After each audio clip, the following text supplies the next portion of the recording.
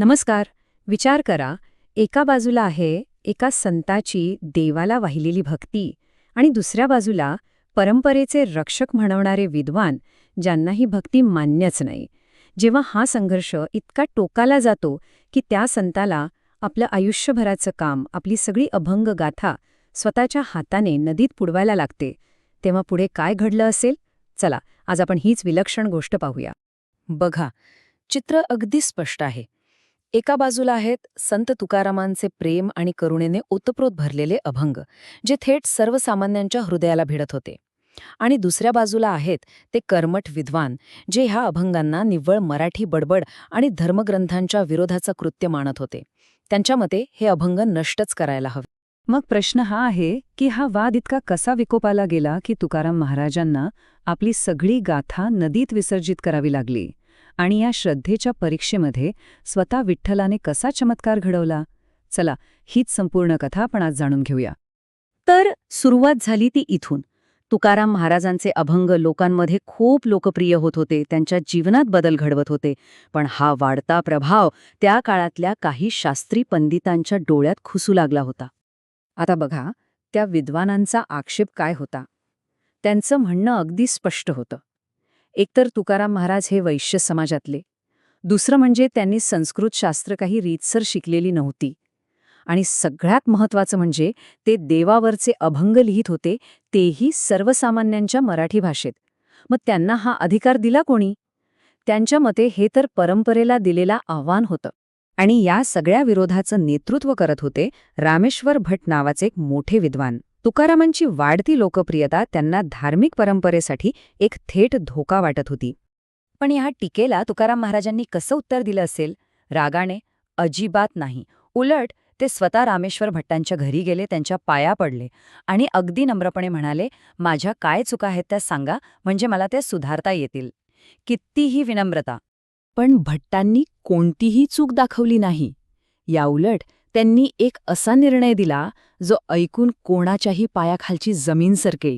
भट्टांनी थेट सांगितलं, तुम्ही अज्ञानी आहात, तरी लोकांना शिकवता. हे पाप आहे. त्यामुळे आजच्या आज तुमचं लिहिणं थांबवा आणि आत्तापर्यंत जे काही लिहिलं आहे ते सगळं नष्ट करून टाका. ही केवळ टीका नव्हती, हा तुकारामांच्या आयुष्यभराच्या साधनेवर केलेला आघात होता. जरा विचार करा, तुकाराम महाराजांसाठी त्यांची गाथा काय होती? ती केवळ कविता नव्हती, तर त्यांच्या हृदयातून विठ्ठलासाठी वाहिलेला तो एक भक्तीचा हार होता. त्यांच्या आयुष्यभराची ती पूजा होती, आणि आता तीच नष्ट करायला सांगितली जात होती. आणि इथे तुकाराम महाराजांचं मोठेपण दिसतं. त्यांनी जराही वाद घातला नाही. ते शांतपणे म्हणाले, तुम्ही विद्वान ब्राह्मण आहात, तुमची आज्ञा म्हणजे माझ्यासाठी देवाचीच आज्ञा आहे. तुम्ही सांगाल तसंच मी करीन. केवढं हे समर्पण! आणि मग तुकाराम महाराजांनी ते हृदय पिळवटून टाकणारं काम करायची तयारी सुरू केली. त्यांनी आपल्या सगळ्या अभंगांच्या वह्या एकत्र केल्या. त्या गाथेत काय नव्हतं? विठ्ठलाचं नामस्मरण होतं, भागवतातल्या कथा होत्या, ध्रुव प्रल्हादासारख्या भक्तांच्या गोष्टी होत्या. वर्षानुवर्षांची ही साधना आता नष्ट होणार होती. त्यांनी त्या सगळ्या वह्या एका रेशमी वस्त्रात बांधल्या. तो गठ्ठा पाण्याखाली राहावा म्हणून त्याला एक मोठा दगड बांधला, आणि तो घेऊन ते इंद्रायणी नदीच्या काठावर गेले. जणू काही का वेदनादायी विधीचीच ती तयारी होती. आणि मग तो गठ्ठा पाण्यात सोडण्याआधी त्यांनी विठ्ठलाला हात जोडले. त्यांची प्रार्थना अगदी साधी होती.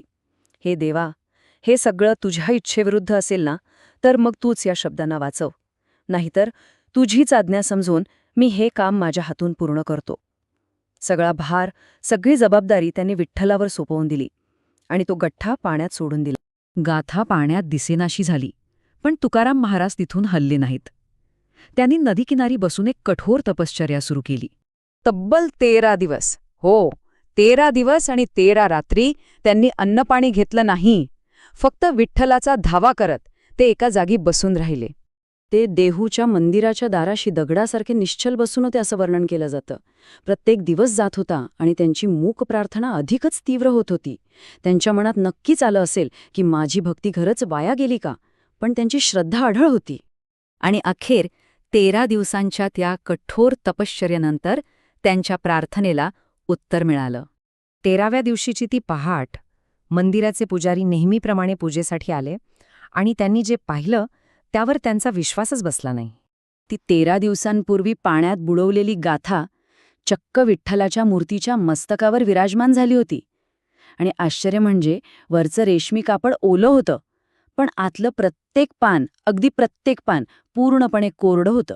तुकाराम महाराजांना त्यामागचा अर्थ लगेच कळाला. हे फक्त पुस्तक परत मिळणं नव्हतं, हा तर साक्षात विठ्ठलाने दिलेला कौल होता. देवच जणू सांगत होता की तुकाराम, तू जे लिहिलं आहेस ते माझेच शब्द आहेत. ही बातमी वाऱ्यासारखी पसरली आणि जेव्हा रामेश्वर भट्टांपर्यंत पोचली तेव्हा ते भीतीनं अक्षरशः थरथर कापू लागले. ज्या गाथेला त्यांनी पाप म्हटलं होतं त्याच गाथेचा देवाने सन्मान केला होता.